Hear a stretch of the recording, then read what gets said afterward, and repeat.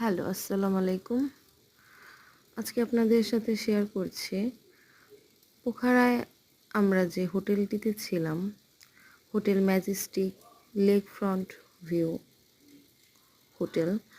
হোটেলটির 205 নং রুমে আমরা ছিলাম।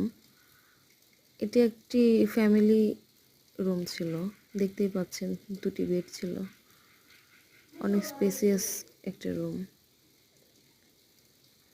আর আমাদের হোটেলটি ছিল একদম লেক সাইডে, দেখতেই পাচ্ছেন। ওয়েল ডেকোর্ড একটা রুম, সাথে অ্যাটাচড ব্যালকনি ছিল।